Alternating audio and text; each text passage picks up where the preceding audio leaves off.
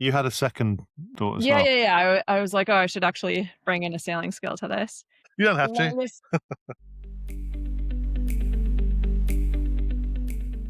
Hello, everybody. So today on Sailfaster, we are joined by one of the most versatile and accomplished sailors in high performance racing, and that's Lara Dallman Weiss. Lara is a two-time Olympian, top keelboat and dinghy racer, and a performance coach. At the Olympic level, she's raced at the sharp end in the 470, where, of course, precision, communication, and consistency are everything. And, of course, in that fleet, where small gains make the difference between the podium and the middle of the fleet. Beyond the Olympic circuit, Lara has raced and won across a really impressive range of boats. She was the 2016 FAR 40 North American champion on Flash Gordon. She won the CNC 30 class at Key West Race Week. She's claimed the Etchells Pacific Coast Championship as a main trimmer and earned a podium finish at the Women's Match Racing World Championship. On top of her own racing, Lara is also a respected coach, helping sailors and business leaders apply her high performance principles across their very different environments. Today, we're digging into her thinking on what actually makes boats go faster, from downwind and starting technique and teamwork to decision making under pressure. Lara, welcome to Sailfaster. It's great to see you. Thanks so much. As you're reading this, I'm thinking, who is this person? She sounds great. It's all you. Okay, before we dive into your background, I want to start with something a little bit more tactical. What kind of race course problem do you most enjoy solving? Part of my answer for that question is being able to solve many problems at one time. I think that's such a fun part of our sport. But I would have to say, well, my least favorite part is solving a speed problem when you know you don't have the right tools. Most favorite is kind of just taking that reset, understanding that the human is such a big part of our sport. And we put a lot of emphasis on our equipment and on our boat. And yes, if you have the right tools and the right setup, it's so much easier to go fast. And yes, there's always something to be doing to your boat. But I really like sailing with teams and being able to find out how to get the best out of each athlete. So that's probably my favorite. And then also, I grew up a lake sailor. So any really shifty dynamic conditions, that's my favorite. And it's a day of nonstop problem solving because there's always something to be doing. Yeah, it's true that it's never, or it's rarely just one single problem. There's multiple problems being thrown at you at the same time. So presumably part of the skill is sorting out the sort of hierarchy of which problem you can solve and in what order, I suppose. Totally. And I think I love learning from other high performers. I love learning from military. And my first teammate that I went to Tokyo with, she was in the Coast Guard. So her problem solving skills were a lot of like, okay, identify the problem and just very like cut and dry, very practical. And so I kind of take that on now where whatever boat I jump into, if people, are upset with themselves for a decision or just not feeling that great about our speed, whatever, just saying, okay, identifying where we are, saying it out loud, and then what's the next best step? Um, Talk to people who have, in all walks of life, who have a mantra that they'll go through. What's the problem? What tools do I have? Like what possible solutions and so on. It gets you moving forward on something rather than panicking. At least you're taking some action in terms of evaluating. totally. And there's Interesting. so much that goes into the body too, and how what happens under pressure, stress, crisis. I could talk forever about it, the importance of taking a breath, just calming the body down and then moving forward and tackling the problem. I sort of grit my teeth and hold my breath for like 3 minutes, which is not good. Exactly. I think And then most people throw do. in like the sailing gear that we wear that's constricting and just, getting us to like hunch over, especially if you're wearing a trap harness or if you're cold and you're shivering. A lot of that also closes our body down, telling us that we're stressed. And so I use different tools, especially the reset breath. But like you said, mantras to just like get me to reopen up and tell my body I'm safe and I can make decisions and kind of expand the focus. I'm getting off topic here, but I do a lot of cold plunges and I also coach a lot of people to go through a cold plunge experience for the first time. And one of the big things is to get them to look out at the horizon. So when you're narrow focused and you're in a stress mode, if you can just like expand you're looking out into the horizon, that's gonna be a big tool to bring you back to the present. Okay, what's a cold plunge? Is it literally jumping into cold water? Yeah. It's a pretty trendy now in, I'd say, major US cities. We do it in like a hot tub, but cold water for several reasons. To help your body recover could be one thing as an athlete, but also for the mind and for performance to help you get over doing something hard. Or if I'm living in Miami like I am and I'm about to go race in Palma, I want to make sure that that doesn't set me back and I'm exposed to the cold before I get into it on race day. It's getting you used to that cold Yep. environment. Getting me used to a cold environment Mm. or just doing something I don't wanna do. There's always that gasp reflex, right? Is that first thing you do when you plunge into cold water that can be really deadly. Yeah, and then you start hyperventilating, you start breathing through your mouth only, you start thinking about how much you don't like it. So then kind of walking yourself through, breathing through your nose if you can, slowing down the exhale, looking out at the horizon, just realizing that this is temporary. All of those tools help. We went down an interesting rabbit hole there. Totally. There's many more of those to come. I want to talk more about your background. Were there classes and racing environments that you would say shaped you the most as a competitor? If we go back, I grew up inland lake sailing, and that's all I knew. So it was flat water, traditionally known for scow sailing. I love sailing on scows.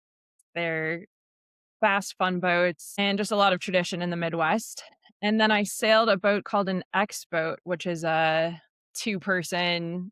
They have a whisker pole, and that really shaped me because, starting at the age of 6, you get thrown in an opti or something like that, and I did not like sailing alone. So as soon as I got in a boat with another person, I just love that, and I think part of what I loved about sailing is A, you can travel, and B, the problem solving with another person. So just always have been trying to search for other boats where I can sail with one other person. It's really about the team. Also, my background is in a lot of other sports. Everything that goes into team sports, I love and I need in the sport of sailing. So when you grew up, you were doing multiple sports. I was playing basketball. I was a big runner, cross country and track. Mm. I was a dancer, played a little bit of soccer, and I loved sports. Was there one sport that you thought, oh, this really helps me with sailing? Dance helped me a lot, coordination, balance, foot Of strength, course. like so much of that. And then the discipline for our dance instructors would have us laying in our splits for 20 minutes and you just have to, you're in so much pain. And, That one of sounds my terrible. one of my instructors was like, if I can't slide a penny, or if I can slide a penny, like, I don't know, you want to be able to be so flat in your splits that you can't slide a penny under your legs.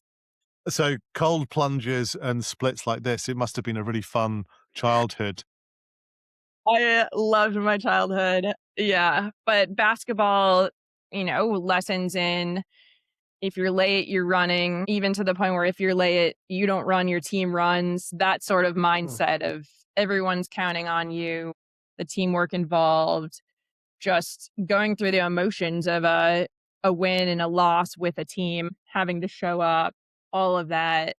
And then running, I mean, it teaches you how to suffer, basically. And I really had some of my biggest goals in running where I started, it was just fun for me. My dad ran marathons, my brother ran, so it was a big part of my family. And then getting into it more, setting goals throughout high school, having my 800 time on the line in our 4x8 team, and working through that with a coach and putting in the work and the discipline and seeing that happen. That's taught me so much about it today now. Like when you don't want to do the work, if you have a greater goal, you just do it and you push through pain and you push through whatever and you make it happen. And that's just part of my mindset that I just show up and do. Back then in high school or elementary school when you were doing these sports, were you able to sort of dissect it like that in your No, mind? not at all. Yeah, my parents just provided me with a happy, safe household full of joy, Mm. and that allowed me to just, have a great childhood and focus on my schoolwork and my sports. My mom always had a couple different things. Number 1, your schoolwork comes first. Number 2, if you're in sports, we'll kind of give you slack on other things. Like, I always had chores, but, like, they'd give me slack on having a job or doing different things if I was fully committed to the sport. And then from a young age, she let me try whatever sport or activity I wanted, but I had to see the season through. So if I made the commitment, I would stay through the whole season. We're going to talk about your approach to downwinds and starts a little bit later in the pod. But first, I wanted to know whether particular classes or fleets that really helped you nail starts, really helped you nail downwinds. Was that something you learned really early on from a particular class? Early on, I would say the most important thing is just having a tiller in your hand. Um, and I would do it without really realizing the skills that I was acquiring. Like I said earlier, I just loved sailing with another person. I would pull friends from other sports and bring them with me who knew nothing about sailing and just kind of sail the boat by myself while they were having a fun time. So I think in being in sailing camp and on a team, I was always developing the skills without really knowing. The biggest thing I saw was when I started driving a car and my spatial awareness just of everything around, like it was so easy for me. We joke as sailors that we're always racing. So you're on the highway and you're looking at situations way far in advance that other cars don't seem to notice. So, that helped me develop as a sailor. And then not youth sailing, but I did a season of match racing on the women's circuit. And that, I mean, just your pre start homework and everything that goes into your routine and the discipline that that takes, because it's such a big part of the race, is what I've carried through my sailing and just kind of always had that bar. I love watching match racing, and I've never done it, but you can't imagine a better environment for boat handling, and also for me, just understanding the rules as well, because rights of way change in seconds, backwards and forwards, backwards and forwards. So I often think about, God, if I did a week of that, I'd be brilliant. Totally. Just little things like that always stick with me. Like when you leave the dock with your match race team, it was like you wear matching clothes, you're on the same page for the second that you pull away from the dock. You're already rolling together. You're always so it's not like you get to the starting line and that's when we start racing. No, you're on the same page with your team right away. And there's little techniques like that that I just love carrying into other sailing that I do. What skill took you the longest to truly master? So I'm going to take this in two directions. And the first one is a little bit non-sailing related, although it's so related. And that is that when you're racing sailboats, you're not trying to beat your competitors. This is something I've worked with my sports psychologist for a very long time. Your number one goal is to be the fastest boat. If you're the fastest boat, you're going to win. And that mindset, if you're thinking about someone else, you're going slower. And we really want to, especially at the Olympic level, we want it to be a hard fought battle. We want other people to think that our competitors are teams that we go neck and neck against. And it's just like it's kind of like a fighter mentality. And I like that because my other sports too, it's like when you're playing basketball, you're in that contact sport. But for sailing, it's just taken me so long and I finally got it where I have the realization that I'm my biggest competitor and I'm just trying to get faster every single day. Yeah, I had a guest on recently who talked about don't think about the faces. Don't try and imagine the people because you might find yourself sort of psyched out by realizing, shit, I've got Ben Ainsley, crossing ahead of me, that sort of thing. That's interesting. Yeah, that doesn't happen to me, but what I notice when I'm in my flow, I'm not noticing other boats or other Mm, faces. I don't even yeah. know who's next to me. I don't care. I'm just so in my zone. So the other thing that's, a little less on the mental performance side is the ability to jump in any boat and identify what the priorities are. And I think especially as a female, I would jump on boats and, be a little bit reserved and observe first. and kind of only offer my opinion when asked. And now that I've gone to 2 Olympics, it's a lot easier for me to say, "I've got the hours, I have so many hours, like, I should be good at this point." And so, quickly going to what controls are important, how the boat looks, how we're communicating on the boat, and just what's gonna get us to where we wanna go in the shortest amount of time. That must be great for coaching too, right? That being able to have an early assessment of what's going right and what's not going so right, I suppose. Totally.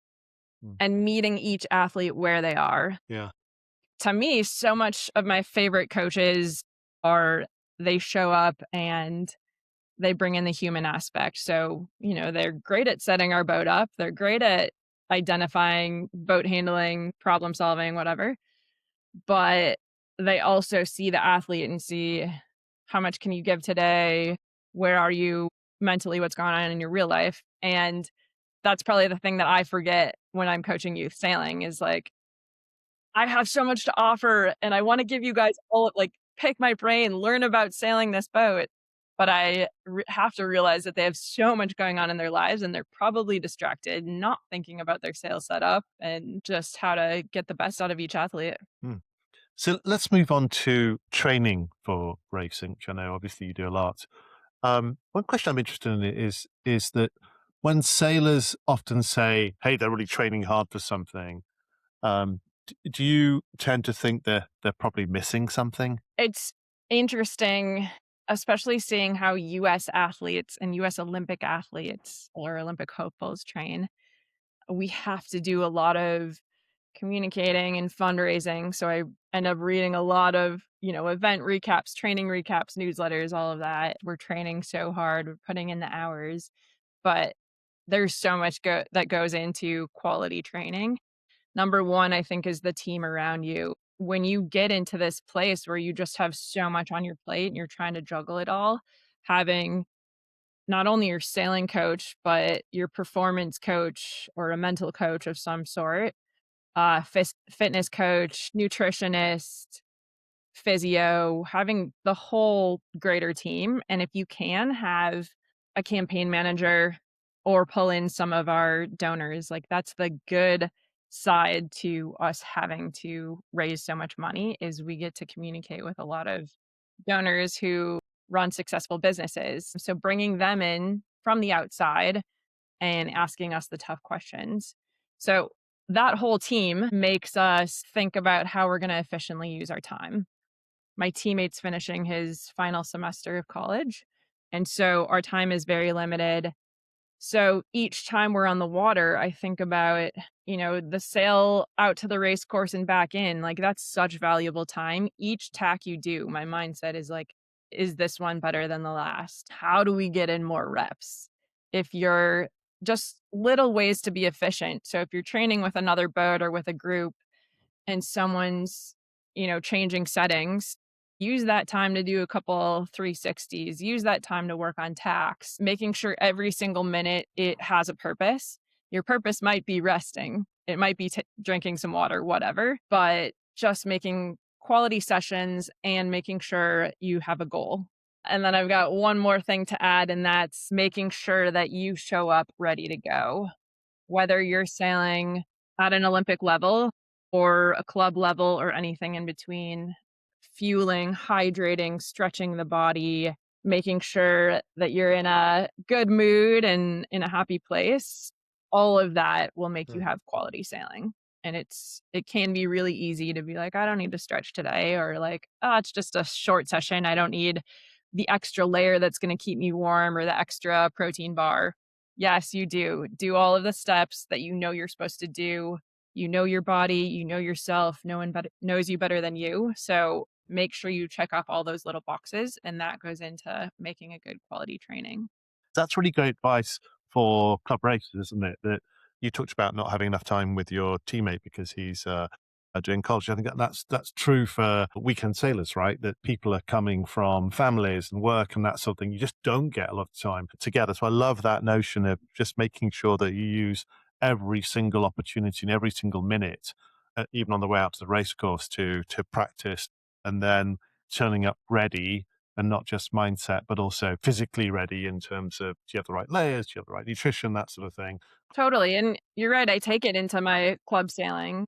I do when I go home to Minnesota for the summers, like, if I'm in town for the weekend, I'll jump on a boat, and it may seem like just very casual. I like to come off as being casual, but I think about it all day. I check the weather, I make sure I have the proper nutrition, make sure I have my watch. You go through all of the steps that you would for an Olympic practice.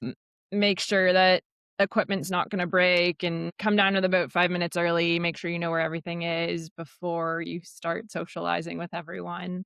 I often see a lot of teams expecting higher results than practical because they're not taking all of these steps and they're not on the same page and they're not kind of efficient about how they go about their practice. Yeah, that makes all the sense in the world. I like that.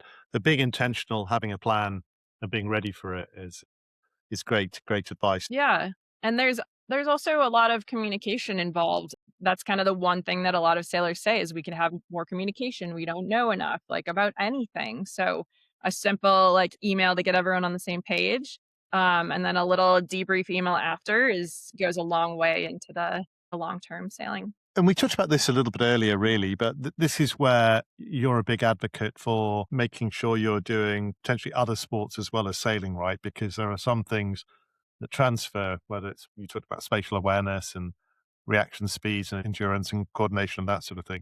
Get asked by parents all the time, "How do I make my son or daughter an Olympic sailor?" And my biggest advice is to have them in other sports.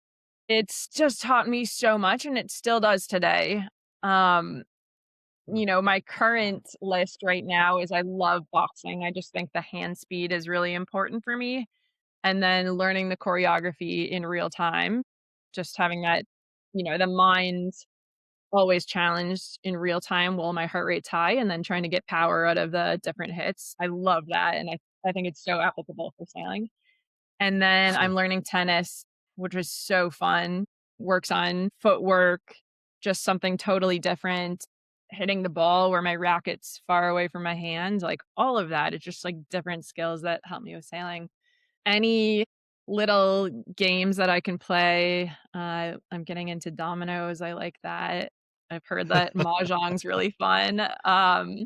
But for me, I live alone right now, and so I don't have other distractions in life, and I kind of can put all my focus into one thing, and that can be dangerous at times because you just kind of start spiraling into there's always more to do. What should I be doing? What am I not doing? So little things that pull me out, give me a community, challenge me in different ways, physically and mentally, I think are just, lifelong. People should always be learning new things and trying different activities. Okay, suppose a club sailor is able to squeeze a couple of extra hours a week out of their schedule to do anything related to sailing or getting ready for sailing. What would be the best use of that time for somebody wanting to, improve, get faster? I would say there's so many different things you can do.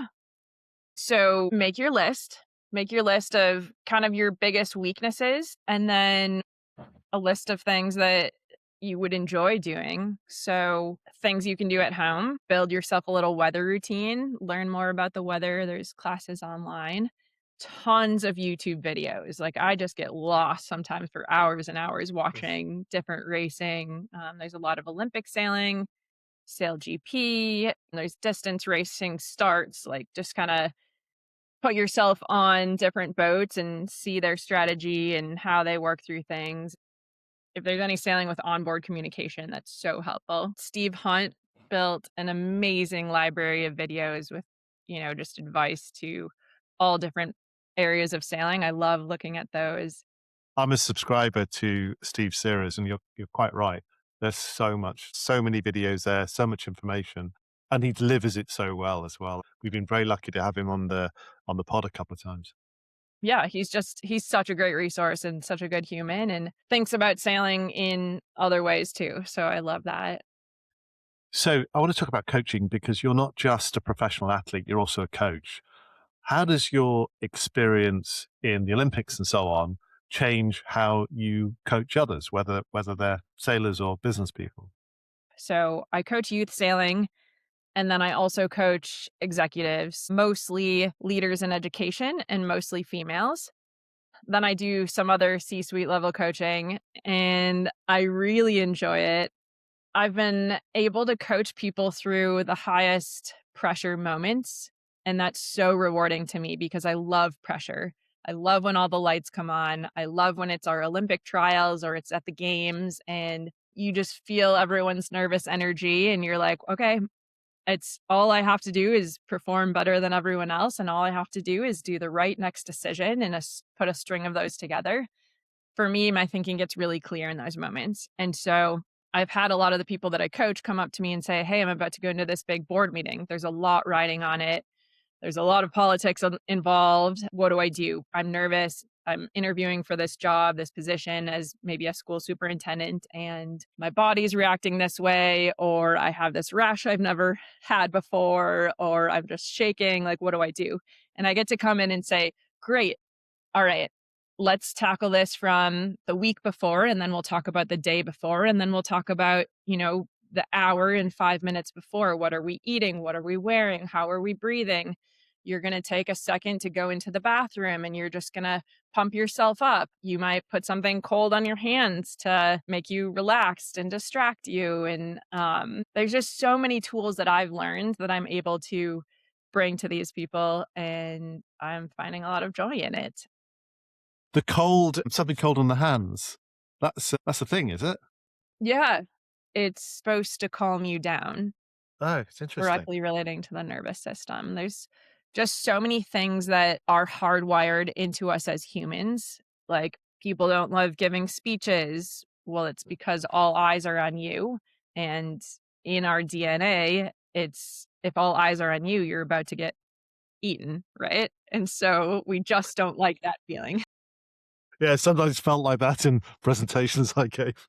Totally. So working Mm. through some of those things and then, how do you combat the voices that are in your head? Am I good enough? Especially some of these female leaders that have the pressure of the politics and have a lot of strong males around them who come in with more confidence. And, it's proven time and time again that females often sit back a little bit and wait till they're ready and wait till they think they deserve to be in the position or have the experience.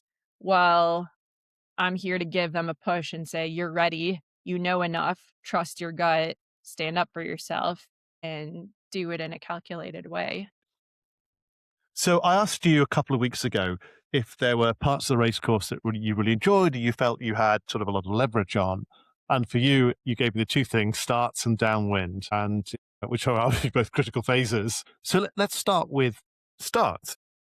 Your sailing starts are so important, and I think it can often be an afterthought, depending on how your morning sets up. People are sailing out to the race course, they're just feeling their teams, they're getting ready for the day, but you can have such an edge on everyone if you just do some practice accelerations, if you know your boat, you're on the same page as everyone. It's a huge part of the race course, so I don't know why you wouldn't put a ton of focus on starts.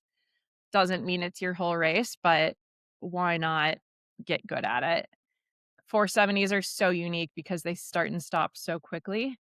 And so we have all of these starting line maneuvers that we just practice time and time again. And a lot of it is how we play off other boats. You come in with your idea of where you want to start on the line, what your priority is for the race course. And then, as you get to the starting line, it's like this big dance. We get really physical. We have a bunch of moves. And probably one of the biggest thing I see, and this goes for a lot of dinghy sailors, is are the skipper and crew on the same page?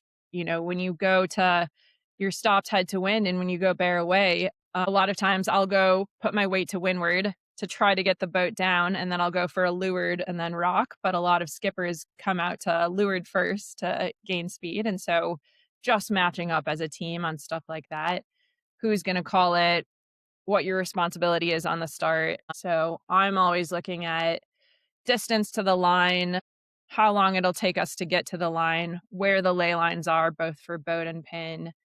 I'm looking behind us for anyone coming in, and then my teammate is calling moves and kind of boat on boat what we're going to do. And then he'll call the acceleration. So that was like an early on thing for the two of us. I really trust his time on the line. We had one start at a regatta we did this summer where I thought we were going to be over. He told me to pull the trigger. I didn't.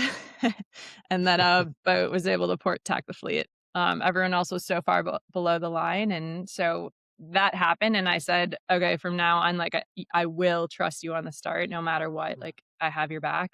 That was an important moment for us, I think, just to go through that. But yeah, there's so much communication that goes into it. And then when you get into those battles, with the couple boats around you, for me as a crew, it's so important to know where the line is and feed that information and just keep that steady communication, keep the time rolling because skipper has so much on their plate, just head on a swivel, working the boat, responding to other boats. On the 470, do you have any technology that tells you where the line is, or is it you evaluating it? No, it's us evaluating. There are rumors we might be using the Vacaros eventually because of the new Olympic formats and because of the TV schedule. Yeah, we had an episode devoted to the Dakaros a few months ago. It's really interesting.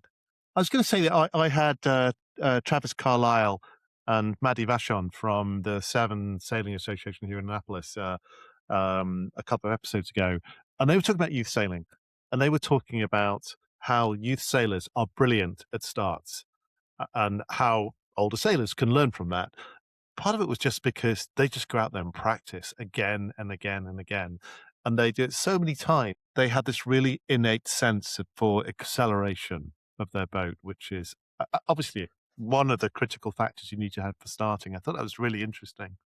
I think one of the most important things I've learned in keelboat sailing is what's our lowest speed on the line because you're using instruments. And so, how down speed are we willing to get where we can still have flow, still have control, and be able to accelerate and control our destiny? And so, I think that's a really important to know number to know if you're sailing with a group on the line.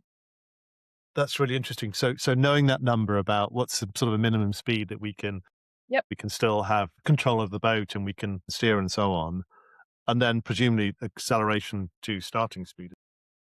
The best tacticians that I've sailed with have a really good they're almost like puppet masters. They have really good communication and really simple communication. In the far 40, it was often jib in, main out, main in, jib out, where crew weight needs to be.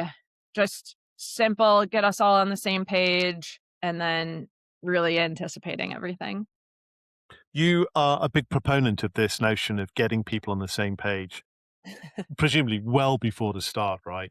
So if you're going to start with a team and you say, hey, let's put a world's bid together or, let's sail together for the summer. If you have any consistent crew work, I think the number one step is to set a common goal.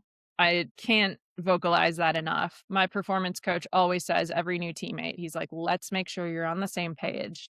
Are we trying to go to the Olympics? Are we trying to win a gold? If you're on the different pages about that, like you're going to let yourselves down. So first goals about the program, and then you bring it into regatta goals, and then you bring it into your daily goals. And that just makes it so much more enjoyable because you could be thinking one thing and they always say when you have a job, that's why we have contracts to make sure it's clearly written out. We're all on the same page. Why would it be any different when you're racing on a team? I always just hear, we want to win. Let's go win. There's so much more to racing than that. How much money are you spending on the program? What skill set do you have? Maybe what pros do you have on board and how does everyone work together? So once you have your specific goals, then you can start putting a lot of the other pieces into place. Yeah, I just had this conversation on a podcast recently where it was exactly about don't even think about results. Just think about what are the three things you're going to do well today, say, or four things, whatever it is, Yeah. and just focus on those. And if you do those right, don't even worry about the results. It was Truby, the Morgan Trubovich, who Oh, is, yeah. everybody knows it's him. But that was his advice that he was saying sometimes I don't even know what the result was. I have to ask people, how do we do? Because he was focusing on that. We're going to do three things right today. And that correlates so much more strongly to to winning because it's actionable versus saying you want to win, which is pretty unactionable. Yeah, or you set your goal, whether it's top 5, top 10, whatever, and then that gives you the ability to break it down from there. Hmm. I remember years ago when the J70 just started talking to Stu Johnstone, and I was like, "Why do so many people buy the J70? What makes it so great?" And he said, "It's simple. You create a boat that everyone thinks they can win." And when you think about it, I've been on so many different J70 teams where that is the conversation. Let's go out and win. Let's go Hmm. in. And so I've always kept that in the back of my head and then just thought, okay, let's look at the teams that are winning and what goes into it and what is their process and break that down a little more. Okay, so that's the start's done. We Let's move started on to Downwind. What do you love about Downwind? specifically in the 470, it's such an art. And, Mm. when I started my first campaign where we sailed in Tokyo, that was during the pandemic. And so we had the time, the luxury of time, and didn't have any other boats to sail against. We were here in Miami. And so we really went to the drawing board and said, how are we going to create something that we're proud of, that works, that we didn't copy from anyone, and it's truly ours? And so the 470 is so dynamic. There's angle changes constantly. If you have the Oscar flag, you're allowed unlimited kinetics. You're just trying to create more speed, more power, make the boat go faster, make it cruise down waves. And each wave is different. Each wave combination with different wind strength is different. And so when you're doing this at, I don't know, a heart rate of 160, and you still have to look out and make decisions, see where other boats are, see where you are on the race course, like it makes it so much fun. And knowing that each wave you catch makes you a lot faster and they all add up. That was actually our mantra at the Olympic trials in Paris this last time was every wave counts. I think it's something that Slingsby said at one point where he was like, "Well, how many waves are you gonna go over downwind? Like, if you add them all up, they really matter." So, to me, downwind sailing is such an art, and it's, again, that thing you do with another teammate. And so now to be in a space again where I'm sailing with a different teammate of a different body size, how do we create something that, is foolproof, we know how to use, and it's not something we're taking from other people. It's just ours, and we develop how we sail the boat. Just fun. How do you not love doing that? I'm interested in whether you have priority order going downwind. Do you think first about pressure, then about angle, then about leverage, or is it that you have to be a lot more flexible and organic? Yeah, I mean, it is everything at once, but number 1 is pressure to me. If Mm. we're not in pressure, we're gonna feel slow. So, you have to have the awareness to take your eyes out and make sure you're sailing in pressure. Making sure you get the pressure before you jibe, that makes a huge difference. And then angles change so fast, so I would say next you're gonna think about the fleet and where they are and setting up for the leeward gates.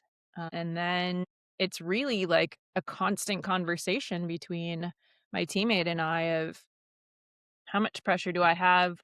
What's the best VMG? Are we trying to take this low?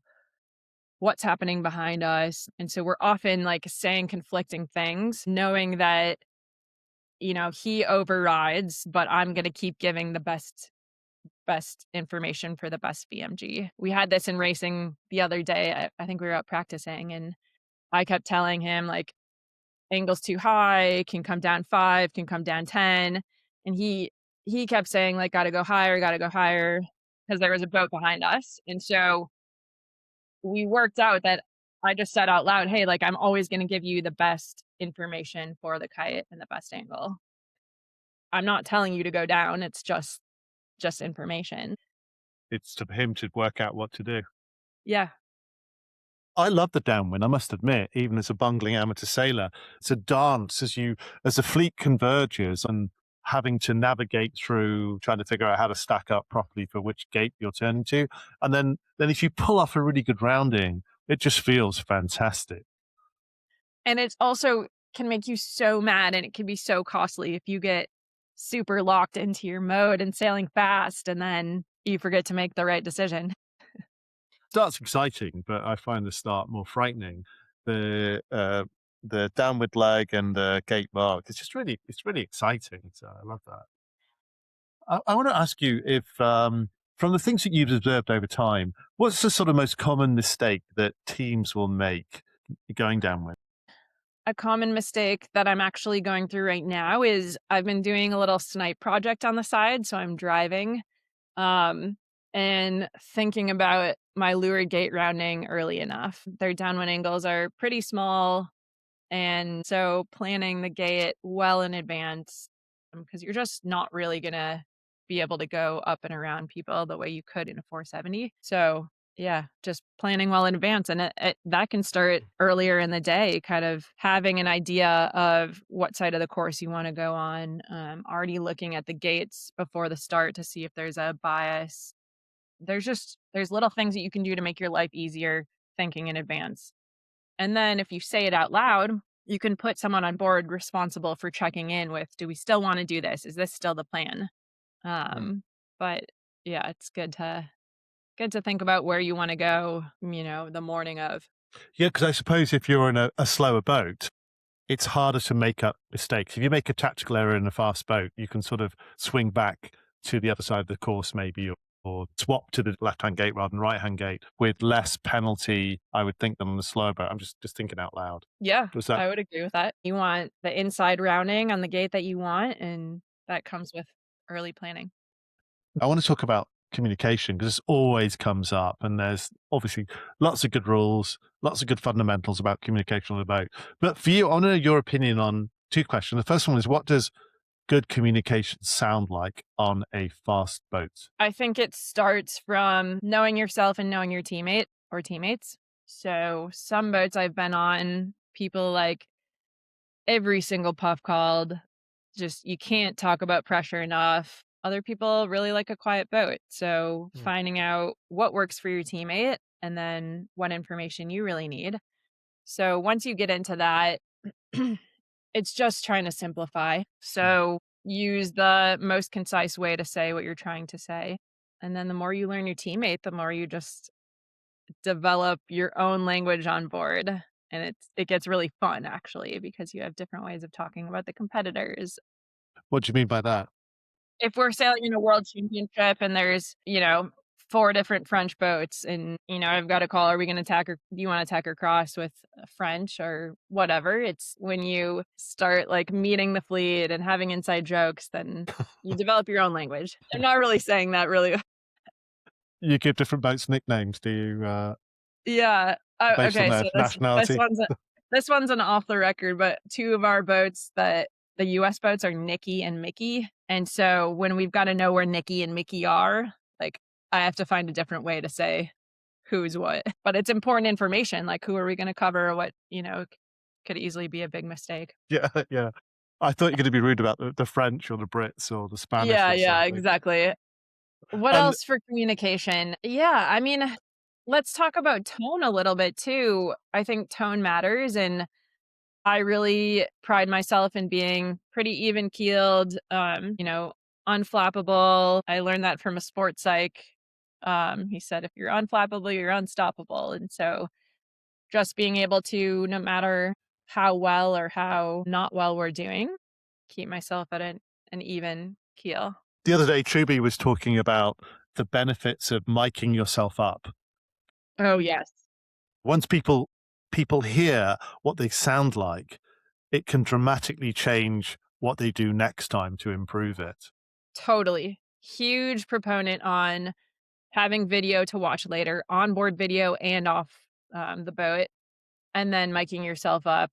There's so many times where you're watching a debrief and you're like, there's no way I said that. And then, the proof's in the pudding.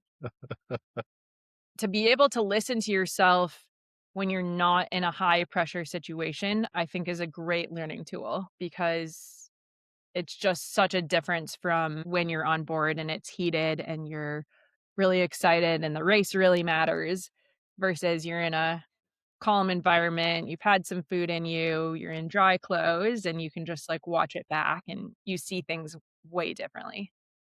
Are you saying there that you need to listen to yourself in both those environments, and so that you can then understand how you sound when things are calm and under low stress, and try and use that tone in the high stress, or did I miss that? I'm just saying it's important to debrief when you're not in a stressed environment and to hear Oh, yourself. okay.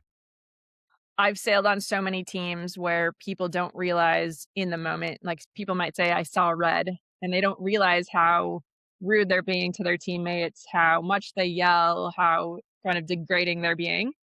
And so to then be able to hear yourself back, I think is very humbling. Yeah, that reminds me of a boat I sailed on in California where the owners, the co-owners would start screaming at each other in the middle of the race, and they calmed down pretty quickly, but it created sort of a pall of fear over the whole boat.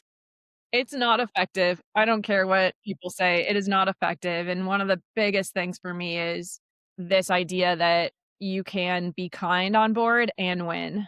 And I think there's a big culture, especially in some areas specifically that I notice of the US, where the culture is to beat down your crew.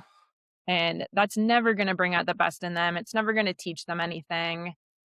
It never teaches people the why behind what controls you're pulling on or what decisions you're making. Why not invest a little bit of time in building someone out up and teaching them how to run this machine really well?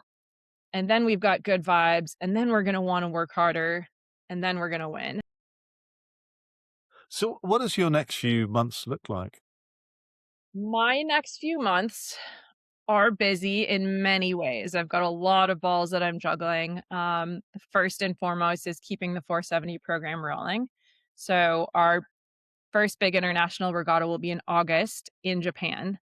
Um, haven't been there since I sailed the Olympics in 2021. So it's a big trip to have it be our first international event.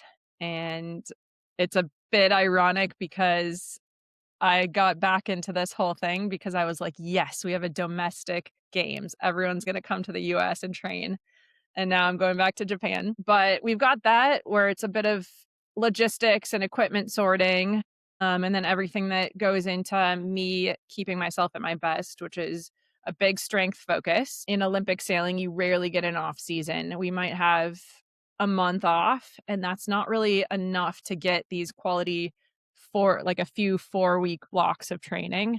So it's a cool time for me to be able to build myself up as a crew. Meeting regularly with my teammates so that we can your question about asking like what can you do when you have a couple hours, like we're still billing that, meetings with the sports psychologist, meeting with nutritionists, any racing that I'm doing or he's doing, we'll come together and talk about that and just keep ourselves racing together even though we're not actually on the boat. And then I will still be coaching these leaders in education. I am working at a company that is doing deal sourcing, which is very unique. And then I was asked to give the commencement speech at my college. So I have to prep for that. Just keeping myself healthy. Really looking forward to following you in the summer as we get towards the Olympics. What's the name of your teammate? Yeah, teammate, Justin Callahan. It's Justin Callahan. Oh yeah, Mhm. I know the name. Yeah, He's an incredible teammate, an amazing human, and I'm just really enjoying building everything together from scratch. yeah, brilliant. Can't wait to see how you do. I do appreciate you taking the time and being with us on Sailfaster. So thank you and good luck this year. Thank you. Yeah, go ahead and follow me on Instagram. That's where I'm most active, and that's L Dallman, Dallman. Try to give information about what we're doing and about my life, really. Share the story.